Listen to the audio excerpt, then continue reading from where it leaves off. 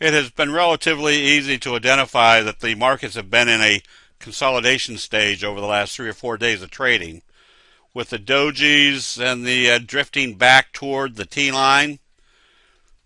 Makes it very easy to analyze what the trend will do on Monday. Today's trading showed an indecisive trading day. It had traded below the T line in the Dow, but came back up like all the indexes and closed above the T line. That was the same for the Nasdaq, as well as the transportation index and the S&P 500. However, because of the simple rule of the doji, we can analyze what the trend will be doing on Monday. The simple rule of doji is they're going to move it in the direction how they open after a doji. A positive open would definitely tell us the uptrend is still in progress. A lower open would indicate that we'll probably have a bearish doji sandwich, one of the common human nature signals that the Japanese rice traders have provided for us, telling us the downtrend would continue, that we're probably heading down to the 200-day moving average. This allows us to make decisions of whether we want to be long on positive trading or adding short positions to the portfolio, anticipating more of the pullback. And the graphics of candlestick signals make it very clear of what happens at important support and resistance levels.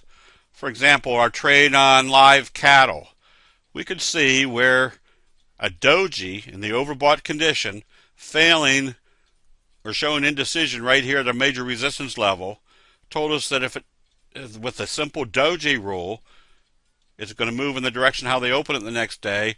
If they open it lower, we know it's time to take profits. They failed at the 200. The fact that they closed it below the T line told us we could be going short, because now the downtrend, confirmed with the stochastics heading down, was likely going to take us back down to the next major support level, which is what has happened. At that point, we can analyze what type of signals are occurring down here. As you can see, we have a doji harami, making the trend analysis very simple. If it opens positive on Monday, we close out the short position. If it opens lower, telling us we're probably not going to support at the 50, we're probably going down further. That same analysis was easily done on the cocoa trade. Had a big evening star signal and a close below the T line, confirming the bearish signal, the evening star signal, and the fact that it closed below the T line told us more than likely they were bringing us back down to the next major support level. This is not rocket science. This is just identifying the signals and patterns that the Japanese rice traders have developed over the last 400 years to tell us what was happening in investor sentiment.